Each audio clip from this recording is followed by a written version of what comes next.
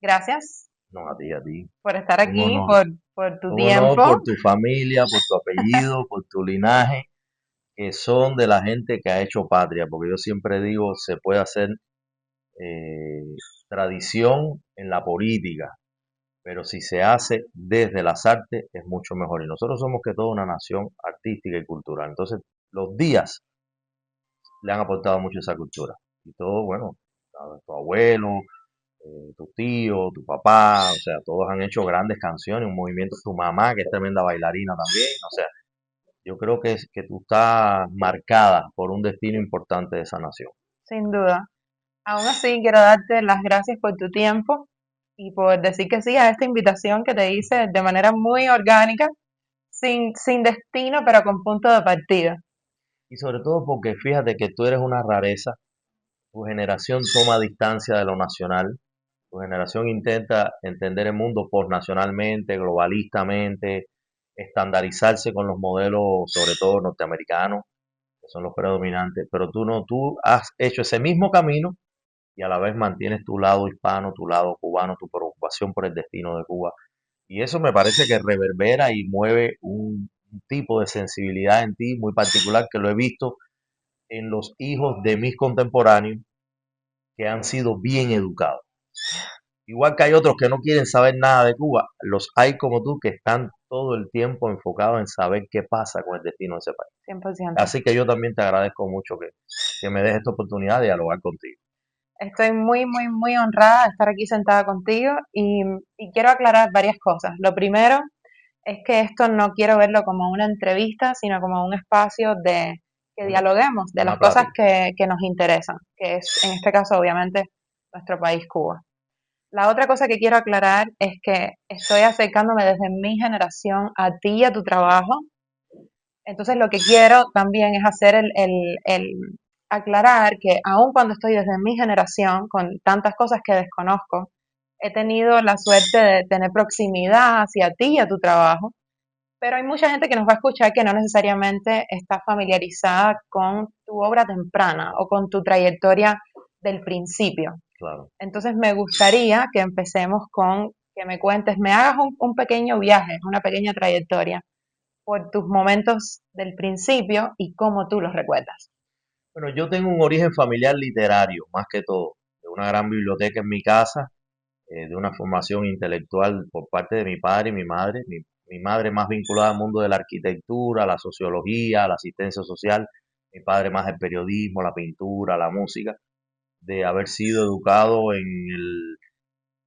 la obligatoriedad de tocar un instrumento musical, que eso tiene que ver con tu formación también. Eso es un tipo de modelo educativo cubano que viene desde el siglo XIX. Mis dos hermanos también tocan guitarra. O sea, mi papá era un alumno también de Guyón, un gran maestro de guitarra. Tuvimos también la obligación de leer mucho. Ya, Mi casa estuvo bendecida con un gran televisor cuando yo era niño. Me acuerdo que la casa del auto era la que tenía el televisor son americano que es grande y todos los niños venían a la casa. La imagen mediática siempre estuvo en casa. Había un radio muy grande también en casa. Después tuvimos hasta un proyector en la adolescencia, un proyector de cine con películas. Los amigos nos reuníamos, poníamos sábanas, teníamos muchos ritos culturales. Por mi casa pasaban pintores, bailarines, teatristas, músicos, arquitectos, actores. Entonces fue un foco de ebullición para nosotros inspirador, muy lindo, porque uno empieza imitando, que es lo que yo le digo a la gente, porque yo obligo a mi hija, por ejemplo, a que esté en las fiestas de nosotros, porque yo le digo a mi niña, tú no puedes estar con el teléfono en un rincón en el cuarto con tu prima, tú tienes que estar aquí viendo cómo bailamos, nos reímos, nos choteamos, lloramos, conversamos temas. Entonces se vuelve un universo referente después, ¿no? Que tú lo has tenido, tú creciste en un ambiente también muy parecido. Entonces después eso te da hace una personalidad mucho más exuberante, más te amplifica el rango de visión de las cosas, de valoración de las cosas. Y a mí me ayudó mucho todo ese momento. Y ya después, bueno, cuando yo me inclino por el cine, ya yo traía un bagaje, yo escribía, tenía un conocimiento de música y específicamente yo me inclino hacia videoclips porque yo sentí que ahí había como un magma importante que movía lo nacional. Si algo Cuba tiene que ofrecer al mundo es música y baile. El videoclip se nutre de esas dos cosas y para mí era más difícil hacer ficción o hacer documental, no tenía la experiencia. El videoclip era un género de mi generación porque era de los 80, empezaba apenas MTV, esa revolución Ya, cultural del MTV, que es una generación de la posmodernidad y que cambió todo el modelo de la industria del entretenimiento, porque después eso se pasó a Disney, eso se pasó a Nickelodeon, eso se pasó a las noticias ya se editaban como videoclip, al mundo de los deportes, cuando tú ves toda la gráfica, la transicionalidad, las promocionales de deportes son videoclips, o sea, el cine se inundó del videoclip, ya que fui muy afortunado a aprender ese lenguaje que atomizaba el tiempo, las tomas eran cortas, eran géneros poéticos abiertos de narrativas que no eran prosaicas, sino de buscarle significado, de encontrarle. Y yo creo que eso conectó con mi mundo literario. No se divorció. De hecho, hubo una muchacha en la Universidad de La Habana que hizo como un análisis especular entre mi primera literatura, mis dos primeros libros y mis primeros videos de Cuba, y hay una cantidad de puntos que ni yo mismo había advertido, ¿no? wow. Y yo tenía, fíjate qué cosa más loca, si bien tenía el orgullo de que estaba siendo famoso, reconocido, celebrado, yo siempre pensaba que yo estaba haciendo un género menor, por los prejuicios de la época, ¿no? De que la gente respetaba el largometraje, la gente respetaba el documental, pero el videoclip, es un género comercial, ¿no? Y yo siempre tuve ese pesar, ¿no? Entonces, cuando tuve la superación de una primera etapa, que sentí que había colmado ese género ya, sobre todo con un reconocimiento de la industria, los premios más importantes que da la industria, que son el Emmy, el MTV, el Billboard, esos premios, el Grammy. Yo dije, bueno, yo creo que ya yo cerré ese ciclo, me voy al cortometraje, que es como el cuento en la literatura, y todavía, después me fui al documental, que es en lo que estoy ahora, me he vuelto un documentalista apasionado, después de haber negado el documental muchos años. Pero me di cuenta que es que tuve tremendos maestros de documentales. Enrique Colina fue uno de ellos, por ejemplo. Y entonces me está quedando el pendiente, digamos, en literatura de hacer la novela y en el cine hacer el largometraje, que es para lo que estoy puesto ahora, ¿no?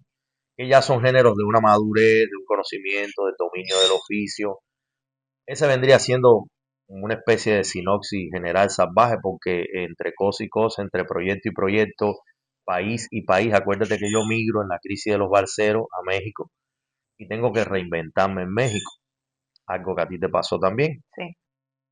Ese llegar a un lugar y tener que empezar de cero o tener que reinventarte, resembrarte en un jardín ajeno, entender la lógica, que es el duro oficio del exilio, que hay que decírselo a la gente dentro de Cuba, esto no es todo gloria, hay mucho buche amargo, hay mucha. Yo lloraba mucho, por ejemplo, cuando salí de Cuba ese primer año, porque no entendía el mundo que me habían enseñado en la escuela era diferente. Y yo recuerdo que yo tenía una novia búlgara que me decía, yo nunca he visto un hombre llorar tanto. Y le decía, no, es que yo nunca había llorado en mi vida. Yo no lloraba ni en los velorios. Y llegaba a México y todo me producía una consternación y extrañaba a Cuba. Ese primer año para mí fue. Ya después me adapté como pasa siempre, ¿no? Y aquí estoy.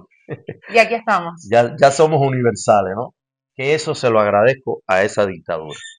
Que me haya empujado a patada, que me haya sacado a patada de mi país, porque he caminado el mundo y he entendido la humanidad en su completitud. Y ahí vamos a llegar. Pero antes te quiero decir algo que esto no lo sabes. Y es que yo recuerdo dos momentos en los que tuve un acercamiento a tu trabajo y uno fue entre 2007 y 2009 con un videoclip de Bonnie y Kelly Ajá, de una canción que se llama Perdóname. perdóname. Y yo me acuerdo, perdóname todo Mira lo cómo canta. que te hice mal. Y, y yo vi ese video y me encantó y la canción es bellísima y súper impresionada. Y luego en México, en la casa de Neiro Taño, un libro tuyo, pero era de poemas. Entonces, yo tengo un recuerdo de pensar en ti como creador y de sentir que, de admirar más bien, como que tenías diferentes canales a través de los cuales expresabas tu creatividad. Claro. Y eso a mí me encanta. Entonces me gustaría, con este resumen que me hiciste, que me conectaras, que me dijeras qué hay en común entre esa primera época y ahora, o qué ha cambiado creativamente para ti? Mira, yo tuve libros que leí que me ayudaron a entender esa redondez del alma, ¿no? Porque acuérdate que esto empieza en el alma. La gente cree que esto es todo un aprendizaje o una voluntad de inclinarse a favor de una vocación. Yo creo que uno recibe llamados, señales, las obedece o no las obedece, ¿no? Por ejemplo, yo estudié 3 años de ingeniería. Yo decía, ¿qué yo hago estudiando esto? Y lo agradezco infinitamente y a mí me dio un piso lógico el estudio de la física, la química, el álgebra, la matemática, el dibujo mecánico, geología, todas esas cosas son fundamentales en mi conocimiento. Pero sin embargo, yo siempre tuve la inclinación hacia las humanidades. Yo sabía que yo quería ser o artista o creador, me gustó siempre mucho la historia. Yo he sido un apasionado de la historia. Recuerdo que gané un concurso nacional de historia en todo el país y me iban a mandar a estudiar a Rusia. Esto creo que no lo he contado nunca. Iba, iba después a integrar un equipo de trabajo de Fidel Castro. Fíjate tú, al nivel de qué locura yo tenía con la historia. Por suerte me salvé de ese laberinto. Y bueno, siempre entendí de que uno era más que el oficiante de un oficio, uno era una pluralidad, que a lo mejor uno de los tentáculos era el que más se desarrollaba porque era el que más la gente apreciaba o porque eras el más reconocido. En el caso mío fue en el cine, en el videoclip, pero mi pasión, por ejemplo, por la literatura, que hoy por hoy la disfruto más que el cine. Por ejemplo, yo disfruto más escribir que hacer cine. O por ejemplo, hoy que estoy haciendo inteligencia artificial que ya niega al cine, porque ya casi no quiero agarrar la cámara. Y antes yo vivía con la cámara en el hombro, ahora quiero reinventar el mundo desde los software y mezclar todo eso que yo tengo en mi experiencia de vida, cultural, el imaginario que yo he creado con imágenes en movimiento, como yo lo dialogo con las nuevas tendencias.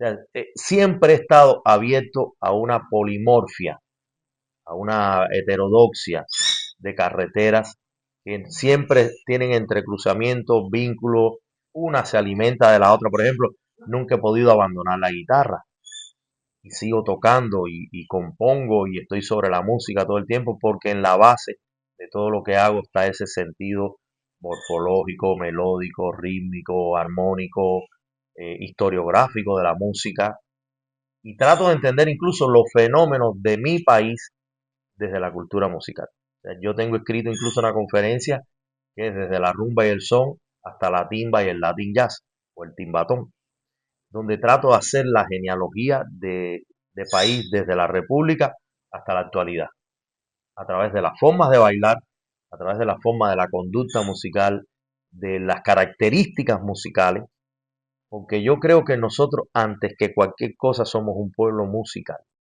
Eso lo tengo clarísimo. Entonces, no he podido renunciar a la literatura, como no he podido renunciar a mi pasión musical, como no he podido renunciar al cine. Ahora me ha dado por ser podcastero. Estoy hecho una cotorra de internet, donde opino, me despierto con una preocupación, con un tema de tendencia. A veces ni me lavo la cara y agarro el celular y, ¡pam! Y le cuento el cuento a la gente. He optado por una poética de inmediatez con la excitación de lo inmediato. Porque cuando intenté decir, bueno, voy a preparar el tema para exponerlo, se me enfriaba. Y que he aprendido con las nuevas tecnologías, la tecnósfera y las redes sociales, que también es importante, además del mensaje, esa calidez, esa sinceridad con que le hablas a la gente, que la gente vea tus defectos, que la gente vea tus costuras en el proceso, que la gente entienda que tú estás también en formación. A mí me molesta mucho, maestro. Yo digo, maestro de qué? O sea, yo soy un aprendiz de verdad y ese es mi precepto ante la vida. Yo aprendo de ti y de los jóvenes más que de nadie, porque ustedes traen el latido de ahora, que ya no es el mío. Yo vivo a otra velocidad, con otro tipo de aceptación y prejuicio. Ustedes no, ustedes van delante de la realidad. Ustedes van empujando la marcha del mundo. Nosotros ya vamos como en una retaguardia tratando de que el ayer no perezca del todo, ¿no? Entonces, no estoy circunscrito a un único modelo de desarrollo cultural. Creo que además, a la par de todo eso, me estoy autoconstituyendo como ser humano, ¿no? Porque a veces también digo, Ernesto, párale a esta locura de querer ser más cubano que José Martí, ¿no? Porque ya tú has vivido más en México. Entonces ya yo tengo también de ese mexicano por adopción, ¿no? Ese país me abrazó, me quiso, me quiere. Allí tengo familia, mi hija es mexicana. Entonces soy ese mosaico, ese rompecabezas, ese poliedro, donde yo acomodo el cristal de turno en función de lo que quiero en ese momento, ¿no? Hoy este que te está hablando aquí, te está hablando en Ernesto es de Miami, porque también soy mayamense, ¿entiendes? Y vengo aquí, me encanta, porque aquí tengo la mayor cantidad de amigos, de seres queridos, de contemporáneos, de familia.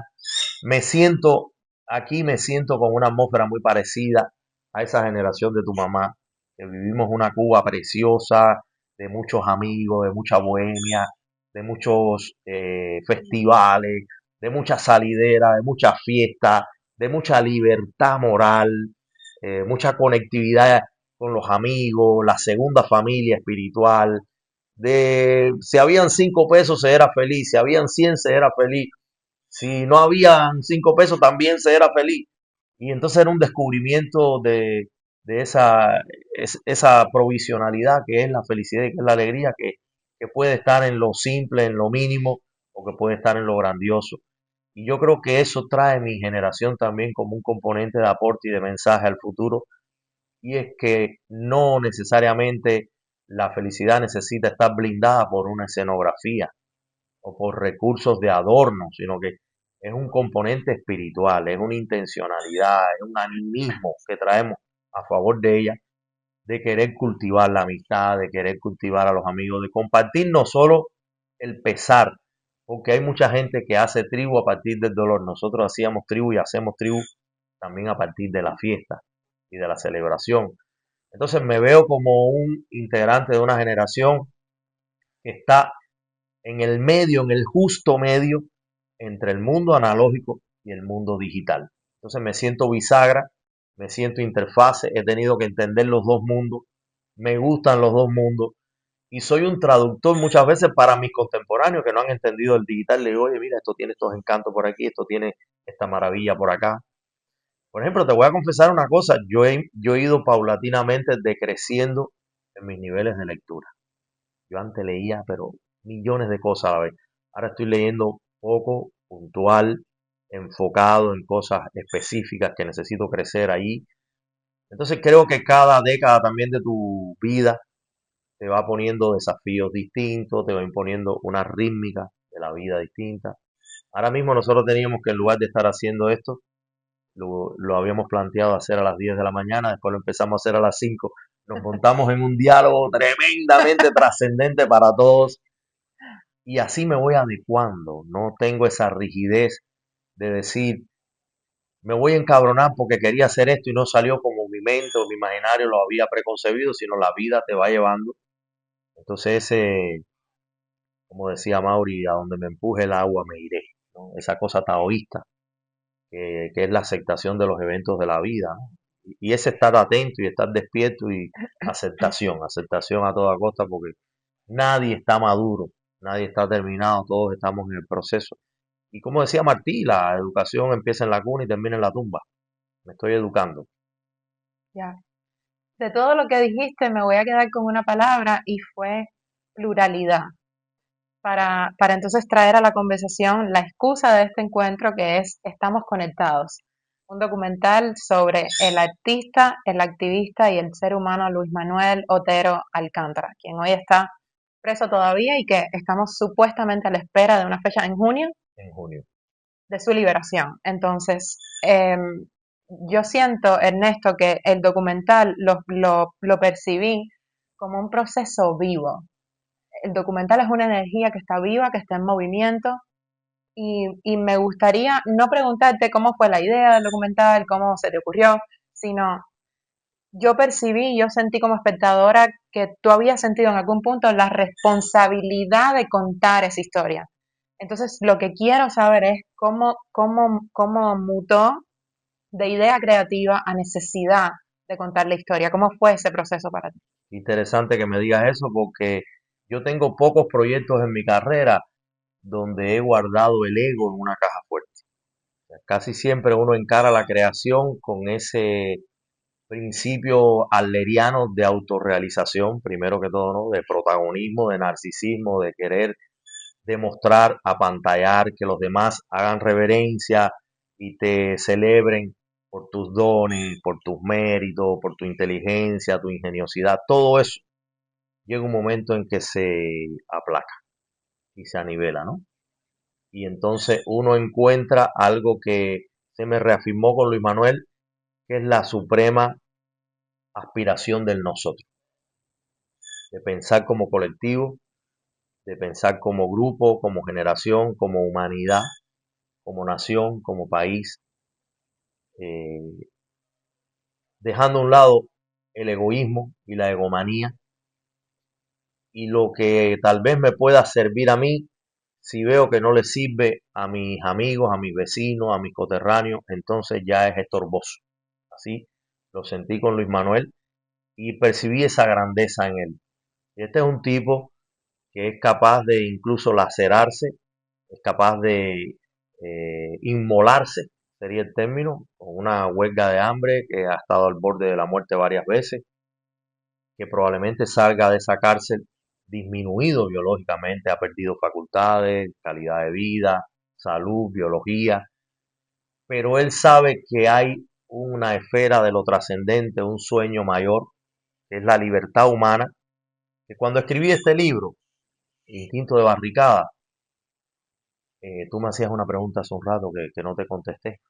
Tú me decías, ¿y entonces de qué se trata todo esto? ¿Por qué estamos en esta película tan rara, no? ¿Qué sentido tiene esto? ¿Qué sentido tiene la vida, la existencia, no? Y yo creo que uno de ellos es la libertad. Yo creo que nosotros somos una especie muy castrada desde nuestros orígenes en cuanto a nuestras libertades. No estoy hablando de libertades políticas solamente, ni de Claro. libertades económicas. Estoy hablando de libertades filosóficas, libertades poéticas, de cómo engendrar la vida, porque no necesariamente, aunque vivamos en colectividad, pensamos el mundo igual ni la construcción de la vida cotidiana igual. Eso lo vemos cuando un vecino te pone reggaetón más alto y tú quieres oír a Bach, ¿no? Entonces, esa polarización te demuestra esa pluralidad. Yo entiendo que hay que adherirse todavía al modelo democrático donde la mayoría determina el patrón a seguir y el predominante, pero creo que la aspiración mayor va a ser a que todos hagamos ese coro colectivo, a que todas las voces se integren en una perfecta armonía musical, no en divergencias, contrariedades, luchas, oposiciones, dicotomías, que es en la que vivimos hoy en la democracia, porque la democracia sigue siendo bipartidista, sigue siendo dual, sigue habiendo dos bandos, izquierda, derecha, conservadores, liberales, creyentes, no creyentes, ateos, católicos, o sea, siempre les encuentran ese par categorial que van a estar creando las leyes negacionistas de la dialéctica y del desarrollo, donde uno quiere someter, imponérsele al otro. Yo veo el pluralismo más horizontal, no es tan jerárquico, y donde se construye un territorio común y todo el mundo tira en la cazuela su componente individual, ¿no? O sea, se sigue defendiendo la subjetividad, el individualismo, no egocéntrico, sino un individualismo subjetivo, irrepetible, singular, porque tú eres tú, nadie más será como tú. Ale Díaz no tendrá dupla, el Neto Fundora no Ujú. tendrá dupla en este universo. Somos irrepetibles y si el universo nos ha concebido así, es porque dentro de un sistema mayor, cada una de estas piezas son los fotones o los átomos o los electrones indicados de provocar un comportamiento de la materia y de la no materia. Ya. Entonces, creo que ese pluralismo lo desarrolla mucho Luis Manuel, porque lo primero que hace, fíjate, es fundar un movimiento, un grupo, no trabajar solo y invocar la laboriosidad, la organizatividad de las hormigas, que son animales pequeños que uno subestima. Este insectito de mierda que todo el mundo de un golpetazo sacude en una mesa, ¿no? Yo he enseñado a mi hija a respetar a las hormigas. Le digo, las hormigas no se matan, porque uno tal vez sea, como me dijo un día Elena Tamargo, la poeta cubana, me dijo, tal vez nosotros somos el Dios de esas pequeñas cosas. Interviniendo a favor de ellas, le damos el amparo divino, el némesis que la salva, ¿no? De una catástrofe. Entonces, ellos trabajan como hormigas, ellos no se sienten superior a nadie, ellos trabajan en la base, a ras de suelo, minándolo todo organizativamente, intercambiando su potencial. Ellos, una cosa que me gusta de San Isidro, son integrados por muchas mujeres. Nuestra sociedad, yo considero que es una sociedad de un silencioso matriarcado. Siempre lo he visto así. En mis experiencias personales, las mujeres siempre han gobernado la casa. Lo he visto así siempre. Hasta en los casos de mayor espíritu alfa o patriarcal, siempre veo que hay una mujer cautelosa, moderada, que está Ujú. moviendo los hilos secretos, que está coachando, que está indicando derrotero, que es el pensamiento sereno, que es el pensamiento empático, ¿no? Que pone de acuerdo ante las diferencias, que concilia, que tiene concepto de familia, ¿no? Yo veo mucho eso en ese movimiento de San Isidro. Yo creo que él es un tipo además que es iconoclasta, es atrevido, rompe el molde, eh, no se consuela ni se conforma con repetir y reproducir un patrón, sino que él dice, yo me la voy a jugar el todo, por esta idea, por esta invención, por esta ocurrencia, y construye de cosas que parecieran ser hasta elementales, vulgares, básicas, hasta medio infantiles, a veces construye universos trascendentes. Y eso es maravilloso, eso habla de un alquimista, es un tipo que recombina cosas y factores, un palito con un papel maché, con una soga, no sé qué, se disfraza, se para en una esquina, se engancha de un semáforo y provoca una revolución cultural. O sea, estábamos acostumbrados a que un Pablo Picasso te pintara un Guernica, ¿no? O que un Velázquez te pintara las meninas para que entonces tú hicieras la... Este tipo no, este tipo te hace cualquier locura y te la traduce en un evento artístico, sociológico, cultural, reflexivo, te pone a considerar y a reconsiderar todos los valores por los que tú has estado abogando, tus sistemas de creencia. También participa de una humanidad extraordinaria, es un tipo de una humildad tremenda, no se cree nada, se burla de sí mismo, se parodea a sí mismo, se, se ningunea a veces. Yo cuando trato de celebrarlo, ahora que me ha estado llamando desde la cárcel, que ha sido es otra etapa de nuestra amistad, ¿no? Estas llamadas secretas que pueden acontecer ahora mismo, y yo respondo y empezamos a hablar, ¿no? Cada vez que le digo, te admiro, te tengo en una dimensión de superhéroe, para mí tú eres un tipo grande, porque yo le tengo que echar porras a un tipo que está en un calabozo y que es un genio dentro de una jaula, ¿no? Yo lo veo como esa gente que tienen aves exóticas maravillosas encerradas en jaula que lo que quisieran es estar volando en la selva y se ven entre rejas, ¿no? Entonces yo le echo mucha porra y le digo, y siempre me dice, no, yo no fundo, nosotros, Mm, siempre me dice eso. mm, Todos nosotros estamos haciendo la patria, estamos reconstruyendo esto y es una misión que tenemos en equipo. Y entonces esa sencillez del hombre que ya ha estado al borde de la muerte en varias ocasiones, creo que está recibiendo una asistencia del cielo. Creo que está el destino lo ha considerado en una ecuación privilegiada, que no es lo mismo cuando, ¿qué quieres, cómo quieres llamarle a eso? El demiurgo, Dios, la circunstancia, la estocástica universal, el macrodestino, las causalidades cuánticas secretas de la existencia y del comportamiento de la materia y la no materia. Todo eso, ¿por qué se ha confabulado? Para que un negro del ser, de un barrio ultra pobre de esa Cuba socialista y denigrada, crezca de ese fanguizal, de esa podredumbre, con tanta luminosidad. O sea, a mí eso me parece que es como un ave fénix, ¿no? Y que es un tipo que no reconoce límites. O sea, un tipo que él me dice, yo estoy en una cárcel, pero aquí adentro yo estoy volando al más allá. Entonces, de verdad para mí es una figura inspiradora. Yo lo veo como un grande de este momento. Lo que pasa es que también el concepto de evaluación de lo grande ha ido cambiando en la historia, ¿no? Y fíjate que a lo mejor ni siquiera el término grande es el adecuado, porque hemos sido educados para celebrar, reverenciar y apreciar la grandeza, más no la bondad. O sea, Napoleón es por lo grande, no por lo bueno, ¿no?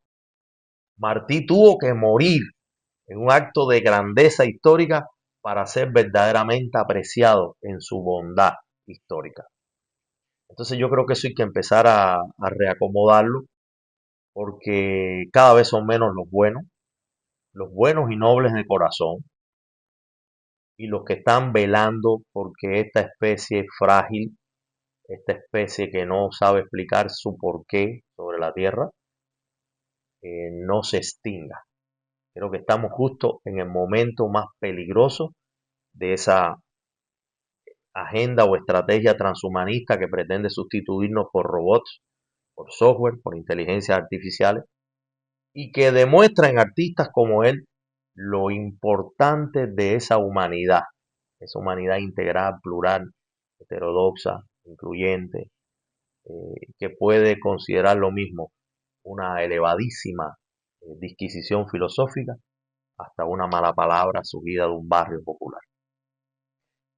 Dijiste de Luis Manuel la conciencia del nosotros. Entonces, quiero preguntarte, ¿qué cualidades, aunque has mencionado muchísimas con muchísimos detalles, qué cualidades de Luis Manuel pudiéramos agarrar nosotros los cubanos como pueblo y modelar y repetir? La primera, que es uno de sus proyectos que más lastimó y hirió al exilio cubano, es su invocación de un diálogo nacional, su propuesta de un diálogo nacional. Él me dijo el otro día, me dijo, brother, es que no es que estamos descuartizados como pueblo y nación hace 70 años de revolución, no. Estamos descuartizados desde Pepe Antonio, estamos Ya. descuartizados desde la colonia, estamos descuartizados desde la intervención de los ingleses, estamos descuartizados desde las tres guerras de independencia, donde casi se extermina un 60% de la población. Después llegó la república mediatizada, todos esos presidentes que venían de generales y doctores, esa república viciada, y después entonces todos los golpes de Estado de Batista, y después ese diablo de Fidel en el poder manipulando la historia. O sea, no hemos tenido descanso ni paz ni felicidad verdadera. Entonces me dice, hay que reconstituir ese país que es eh, como perdigones que salieron en fuga, ¿no? Una especie de explosión, cada uno a un rumbo distinto del universo. Hay que volver a cohesionar eso, como diría Lezama, como fragmentos a su imán, y que nos pongamos de acuerdo primero los cubanos. Porque sí, ahora se está negociando con el gobierno de Trump. Eso puede durar como pasó con el Obamato, que duró 3 años, con el deshielo, ¿no? Esto puede ser un segundo deshielo que dure 3 años más. Y después el que venga después de Trump, a lo mejor se le ocurre otra cosa y Cuba vuelve a entrar en otro callejón sin salida. Hay que estar atento a eso. Ahora, creo que su mensaje es de sanación. O sea, el diálogo nacional es sanación, es perdón, es convergencia, consenso de intereses generales más que de los individuales. Porque sí, todo el mundo quiere ser rico, todo el mundo quiere ser próspero, todo el mundo quiere ser un gran empresario, todo el mundo quiere ser reconocido, ¿no? Todo el mundo quiere tener el mayor rango de oportunidades, desde las económicas hasta las espirituales. Pero nadie ha pensado hasta qué punto esos privilegios o esas necesidades particulares son, ¿cuál sería el término? Son también privilegios de una colectividad. Son un bien compartido para todos, ¿no? Entonces, por ejemplo, en Cuba ahora mismo hay una casta en el poder que no se ha enterado de los apagones, tienen plantas, tienen negocios propios, siguen viajando el mundo, le sacan unos fajos de dólares así del bolsillo. Eso es un país en paralelo. ¿Cómo congenio ese país con el otro miserable, con el otro que está haitianizado? ¿Y cómo cada uno de esos dos países allá adentro, o a lo mejor son más de dos, congenian con este exilio de Miami? que a su vez es un exilio partido en muchos grupos, ¿no? Los 60 es una cosa, los 70 es otra, los 80, los 90 otra y ahora el exilio del reparto. Son 5 exilios que piensan la nación diferente. ¿Qué es el exilio de reparto? Los que han salido después de la pandemia Ya. y que se mueven a partir de impulsos más viscerales, más populistas, menos nivel cultural, menos acceso al conocimiento y a la cultura, menos instrucción académica, peores maestros, condiciones familiares más paupérrimas, padres y madres que muchas veces tuvieron que prostituirse para sobrevivir. O sea, hay un deterioro del código moral cubano. Vienen con un imaginario distorsionado de lo que es el capitalismo, vienen a inventar, ¿no? Aquí en el invento, como te dicen en Cuba, ¿cómo es que dicen? Aquí resolviendo, ¿no? Como es, hay un término que es aquí en la lucha, aquí en el invento, ¿no? Esa cosa de que no has entendido cómo funciona la sociedad, cuáles son las reglas del juego, cómo tú te insertas, cómo tú puedes desarrollarte sin convertirte en un lumpen o sin ser un degenerado. Todos esos valores agregados que tiene la vida social, muchos de ellos están pasando por encima de eso. La vulgarización estética de las artes como una especie de inodoro donde todo el mundo tira su estercolaria expresividad y la gente dice malas palabras y ofenden a las mujeres y son machistas y ególatras. Y entonces traen unas peleas como de guetos, ¿no? De mafias, de gangas, ¿no?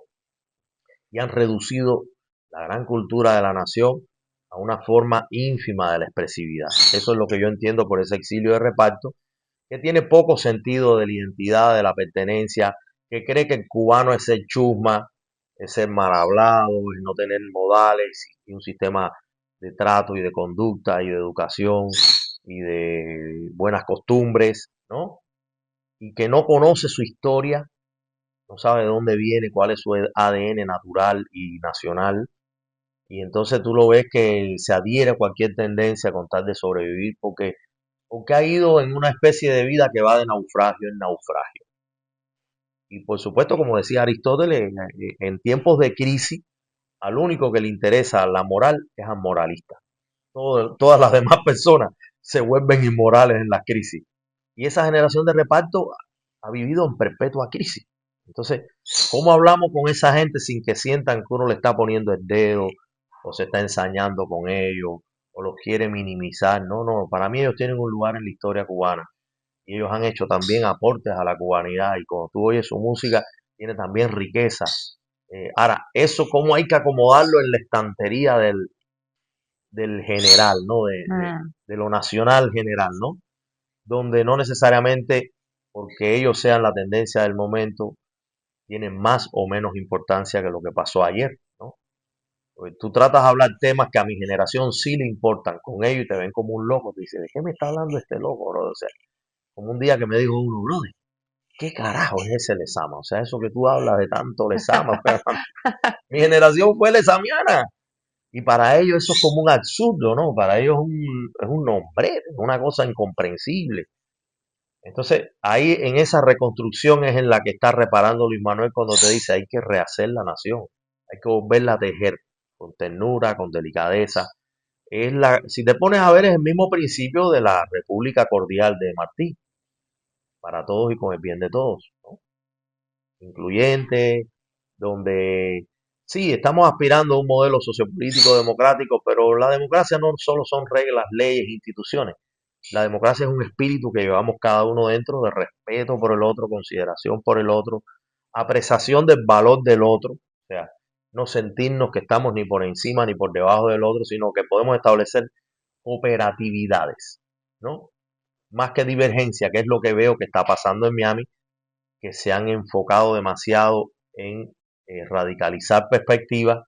Entonces está el bando de Otaola, está el bando del otro, está el bando del que es republicano, del que es demócrata, está el bando del que es ateo a todo, el que es indiferente, como dicen en México, les vale madre. Hay gente que le vale madre el destino de tu país. Dice, a mí qué me importa lo que va a pasar en Cuba. Si ya yo estoy aquí, yo tengo aquí mi casa y tengo mi familia. Bueno, ese es tu egoísmo, esa es tu cuota de miseria personal, pero eso no puede ser un patrón, ¿no? Y vienen estos tipos como Luis Manuel y te hacen conciencia de ese nosotros, ¿no? De que hay que poner el ego y el individualismo en un segundo plano y que hay que caminar en equipo.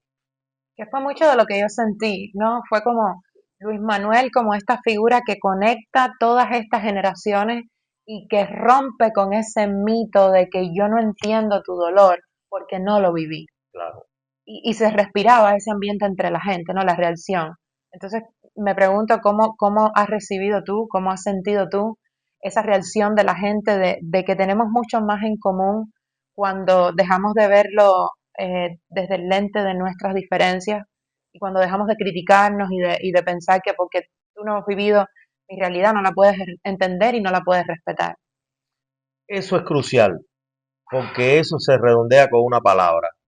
Eso es sensibilidad empática. Cuando tú eres capaz de comprender la complejidad del otro, Ya, sea mayor, mediana o inferior. Todos tenemos niveles de complejidad, ¿no?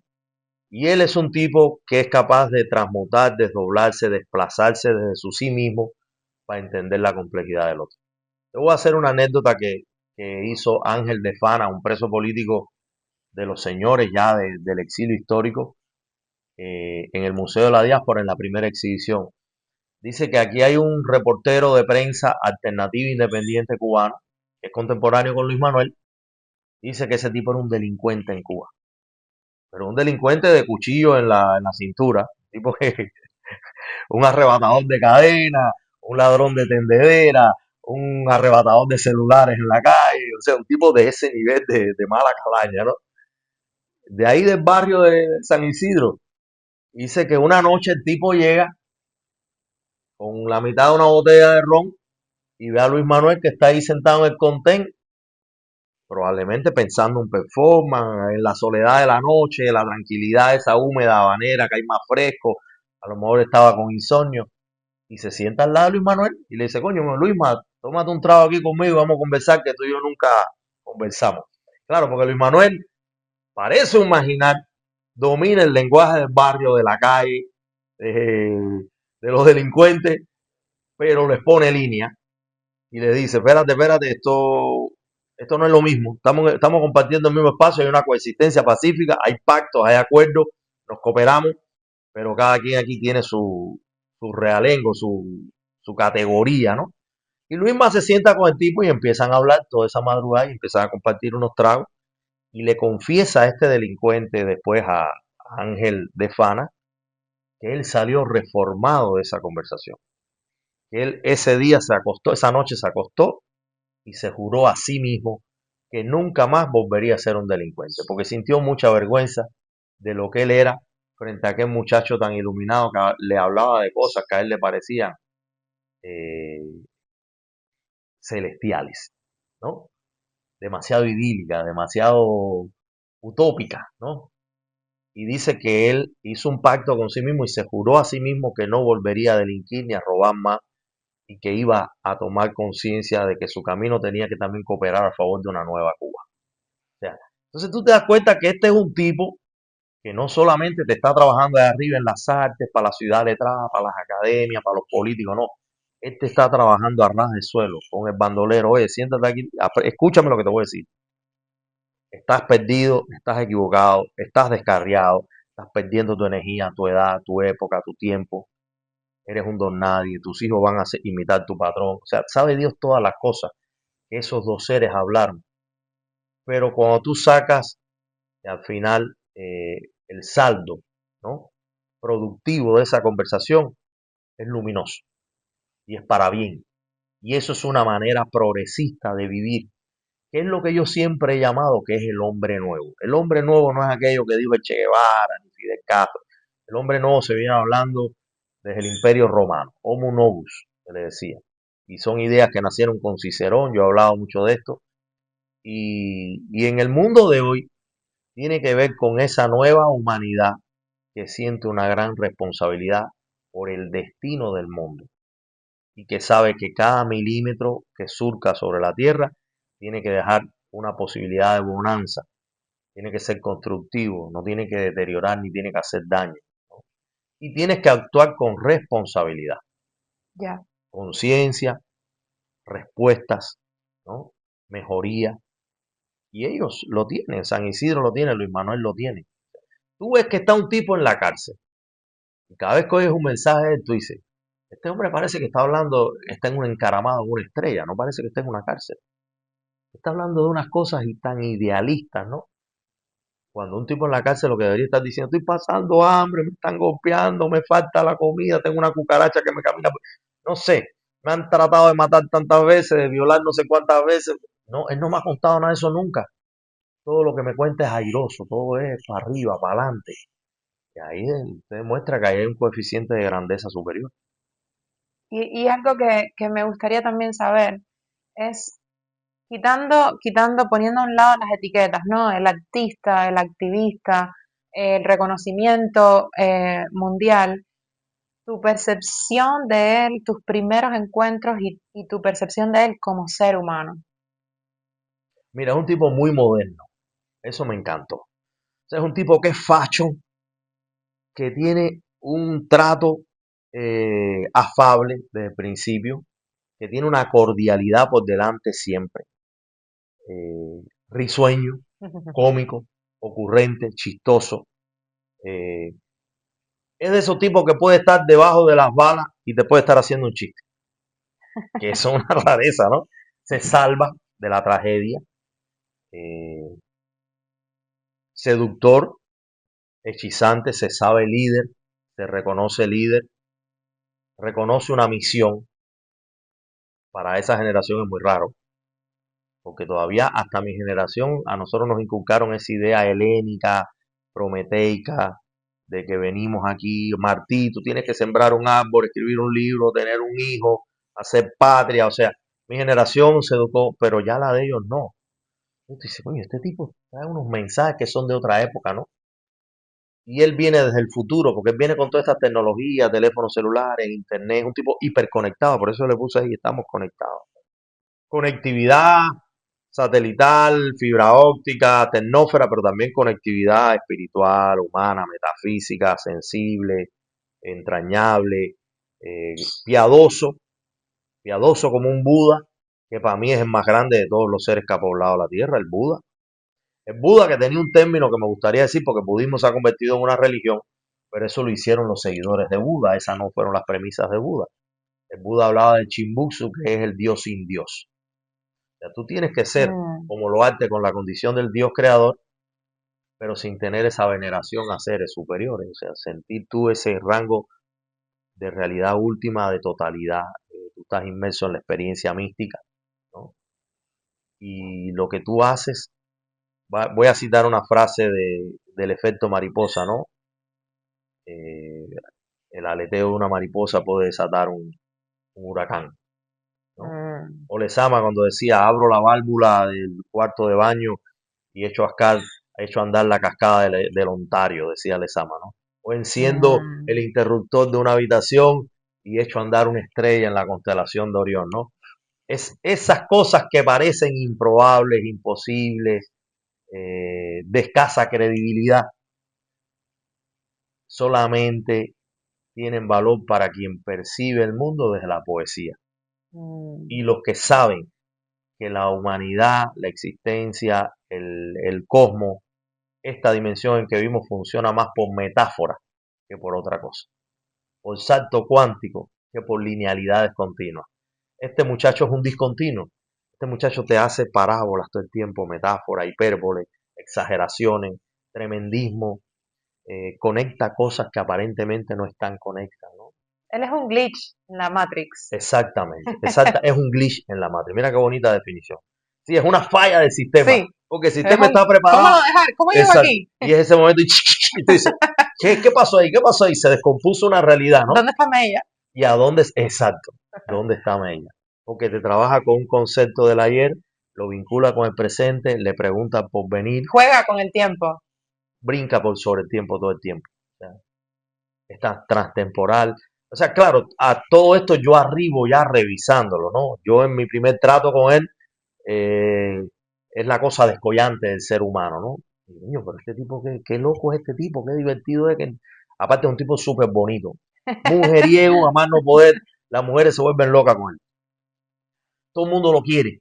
En la calle la gente lo saluda, pasan los carros, las motos, la gente lo invita a tomar un café, todo el mundo se quiere tirar fotos con él, o sea, un celebrity. Pero él no aprovecha eso en beneficio de ensanchar su bolsillo. Él lo ha dicho, él ha dicho, si a mí me diera mañana por ser un personaje de mucha vanagloria, vanidades, aspiraciones materiales, lo lograría. Él lo dice. Pero dice, pero me sentiría conmigo mismo muy defraudado, muy frustrado. Yo lo que, él dice, yo lo que más disfruto es esa acción sobre la realidad que desencadena el efecto mariposa, la constelación de Orión, en la cascada del Ontario. O sea, él echa a andar mundos, él echa a andar universos. Y si te pones a ver a un tipo que viene del mundo del deporte, que no estudió carreras intelectuales, ¿no? Pero claro, detrás del deporte hay una cultura. Ya, Eso es lo que yo le digo a la gente. Cuidado cuando pensamos que una esfera del desarrollo es superior a la otra.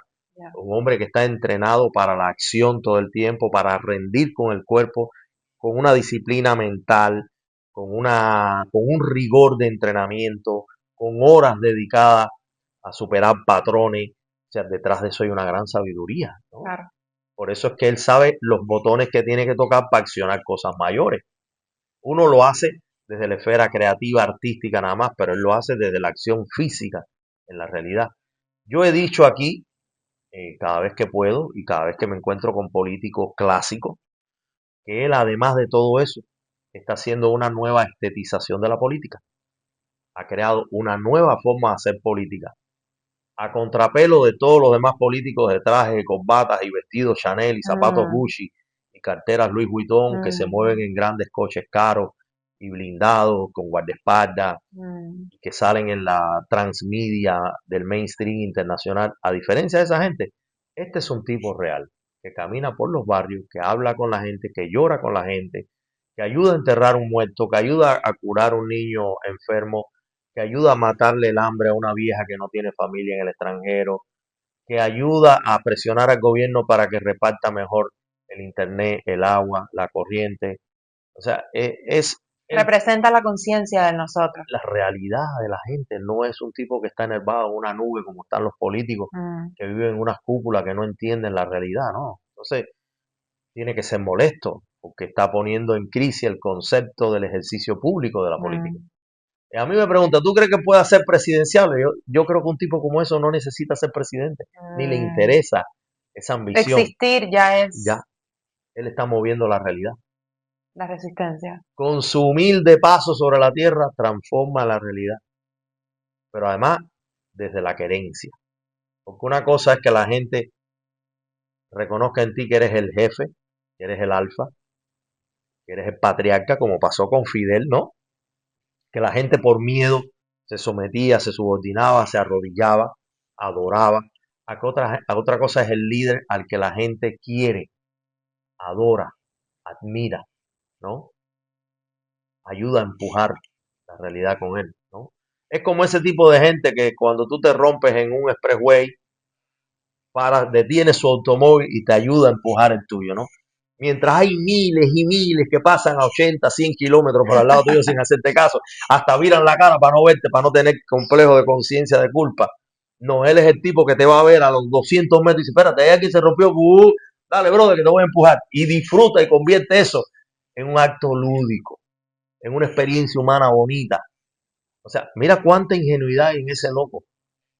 Entonces, para mí, que ya también estoy aburguesado, que ya también estoy amidonado, que todas estas sociedades neoliberales, egocéntricas, egoístas, del consumo, de la adoración por el mundo material, venga este tipo a aportarme a hacerle un update a mi patrimonio espiritual. Por eso es que tú ves por qué decido hacerle un documental. O sea, Ya.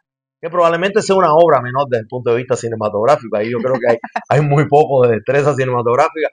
Pero bueno, tuve la agudeza de juntar pedazos para armar una mirada total. Hay un personaje místico del documental que no quiero dejarlo pasar por alto y es la música. Cuéntame, ¿cómo fueron esas conversaciones que tenías en tu mente, que pediste? ¿Cómo fue eso?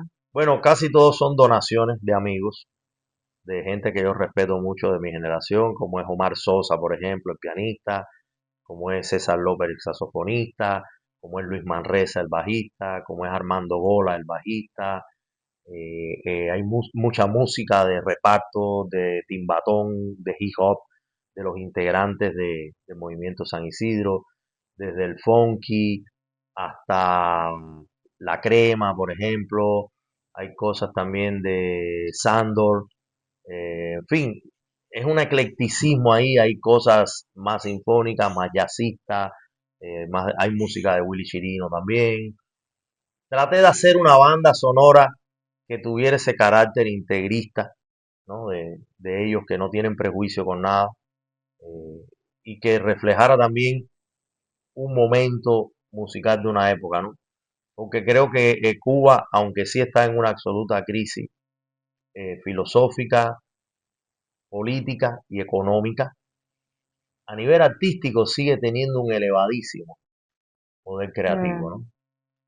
Los músicos no se han dejado atribular ni acongojar con la crisis económica, sino que se sigue haciendo una de las mejores músicas del planeta, a la cual yo a lo mejor criticaría un poquitico que esa música ha perdido en el texto la grandeza lírica de otras épocas, o que ha perdido un poco de alegría.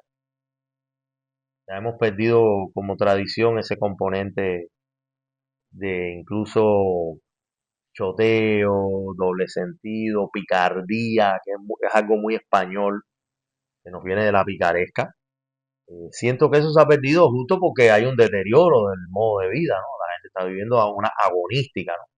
Y sí se siente, yo consumo mucha música brasilera, por ejemplo. Cuando comparo lo que ellos están haciendo tú te das cuenta que a nivel de resonancia, de vibración, de celular, ¿no? mm, El mood energético en que te colocan ellos no es en el que estamos colocando nosotros ya. ya. Nosotros no hemos quedado todavía acongojados.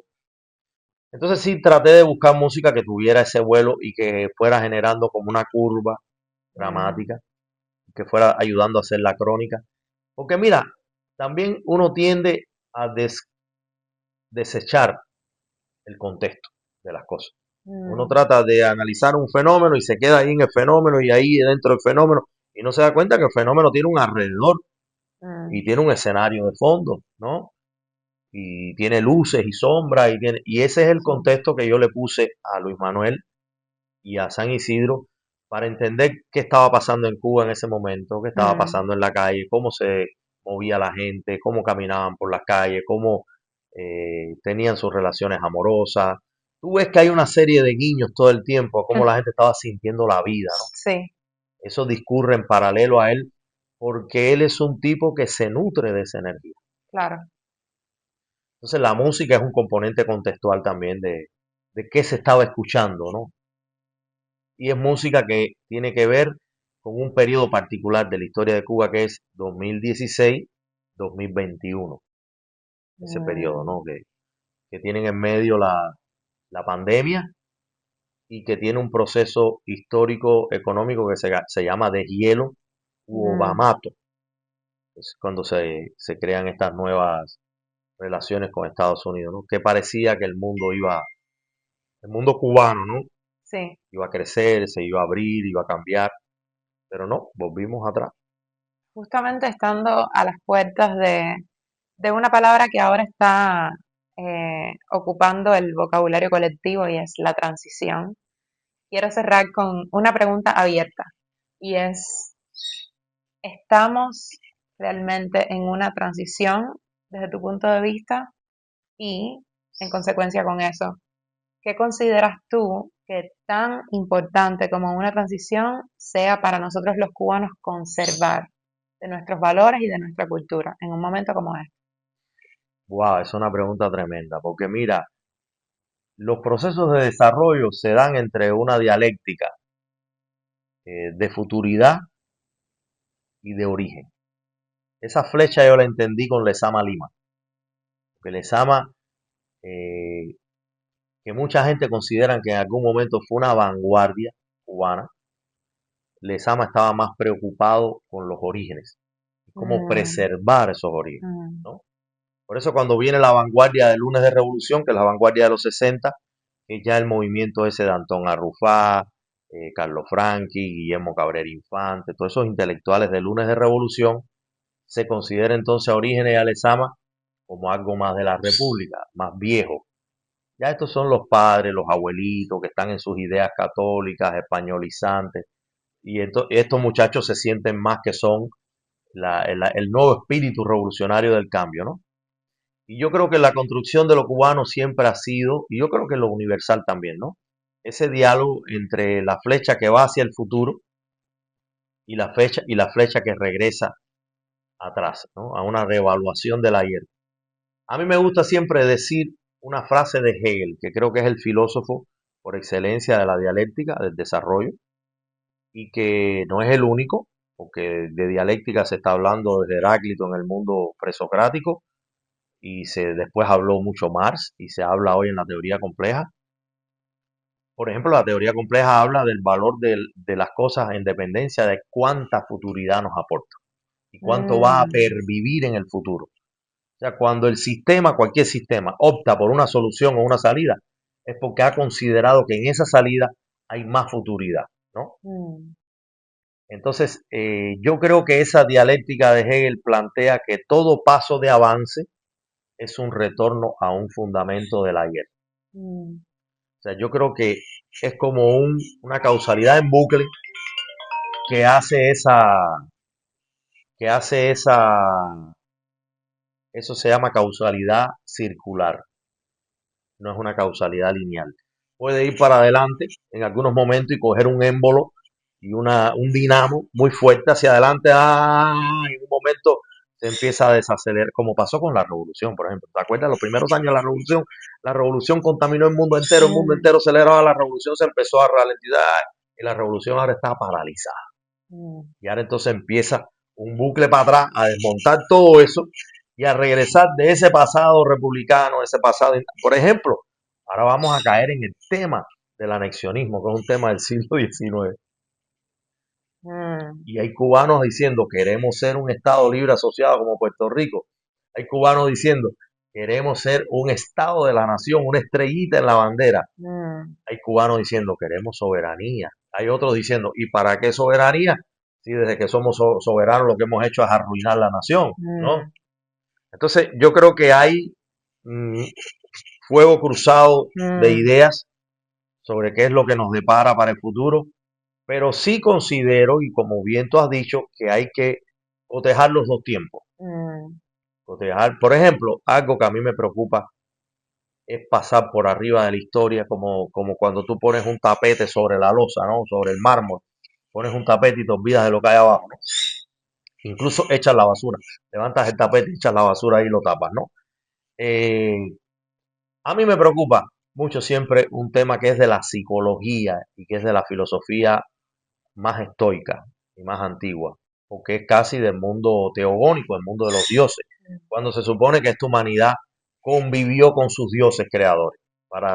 Porque a veces hay palabras de esas que me dicen, ¿de qué está hablando este loco? No, yo no inventé nada de eso, ni soy el creador de nada de eso, yo me he dado la tarea de decir qué pasó en ese momento en que un tipo como, ya lo dije una vez, como Prometeo, aquí lo explico, aquí explico el principio prometeico, que es lo que mueve las revoluciones y los cambios, ¿no? Porque este es un libro sobre las revoluciones. ¿Qué pasa con ese Prometeo que traiciona a su padre, a ese dios Zeus, que es un tirano en el Olimpo, y le roba una pila de cosas a su padre, sin pedirle permiso, agarra una serie de conocimientos y empieza a dárselo a la gente, traicionando la tiranía de su padre, el control absolutista totalitario de su padre, que era una especie de Fidel Castro del Olimpo. Entre las cosas que ese hombre da, además de conocimiento agrícola, químico, de la alquimia, el impulso revolucionario, el dominio del fuego, la forja. Yo vengo, por ejemplo, Fundora viene de forjar fuegos y metales y de fundir pócimas y cocinar pócimas, que es lo que crea medicina y elixir. Entonces, para mí eso es muy importante, pero esa es la parte material del espíritu prometeico. Hay una parte que es metafísica. Por ejemplo, él le enseña a la gente a vigorizar y a custodiar la dignidad. mm, Mira tú, es un valor moral rarísimo. ¿no? Entonces, yo me siento comprometido con la dignidad de los padres fundadores de mi nación. mm, Yo creo que no podemos meter debajo del tapete la dignidad de Martí, de mm, Maceo, de Varela, de Aramonte, de Céspedes, del padre de Agustín Caballero y de José de la Luz, de Varona, incluso hasta de gente que está más cercano a eso que yo te decía hace un rato, que es la axiología del pragmatismo instrumental, ¿no? De la gente que entiende el desarrollo de un país haciendo edificios, fábricas, empresas, ¿no?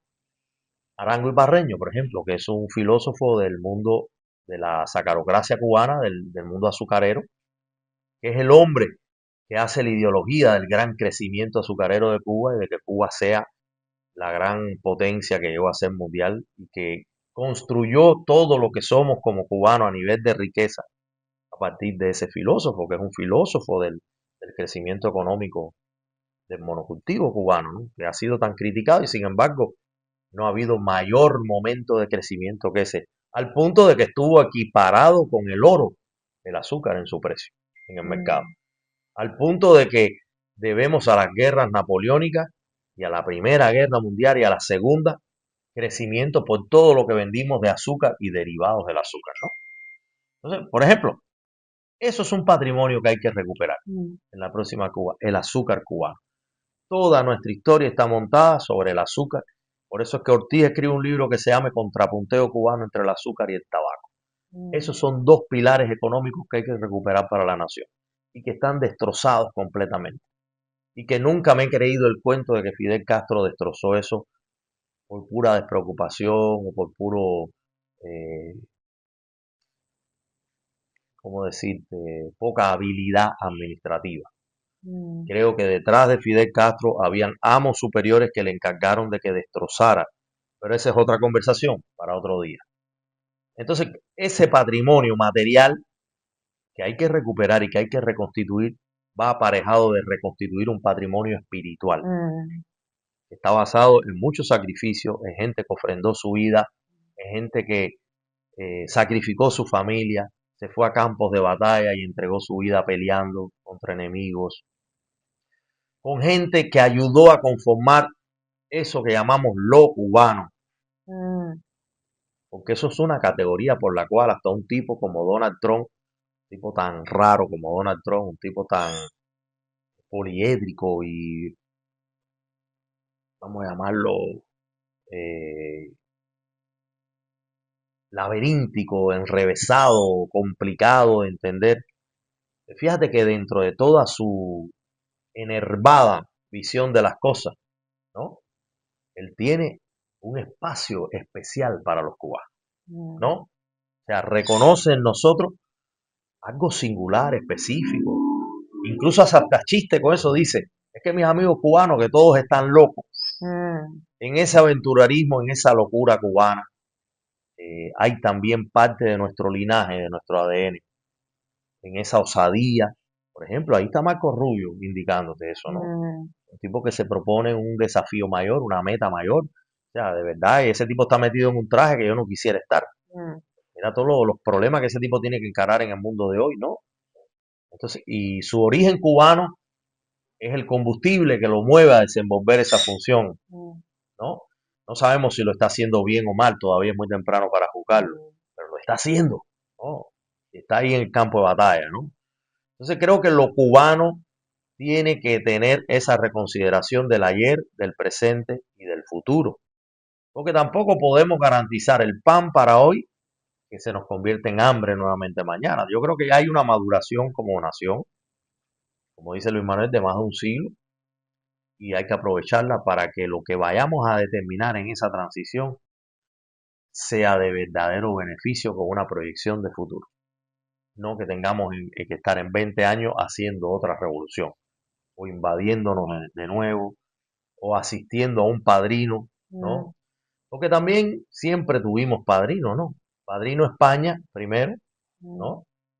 Después padrino Estados Unidos, después padrino Rusia, después padrino Venezuela y ahora volvemos al padrino norteamericano. O sea, fíjate, ya ese complejo de Electra del padre protector y vivir al amparo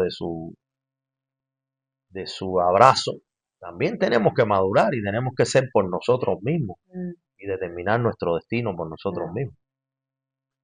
gracias. No, gracias a ti. Un honor que me provoques de esta forma y ojalá y esto le sirva a tu generación. Gracias, Mm, gracias. Gracias a ti. Bravo. Ay, qué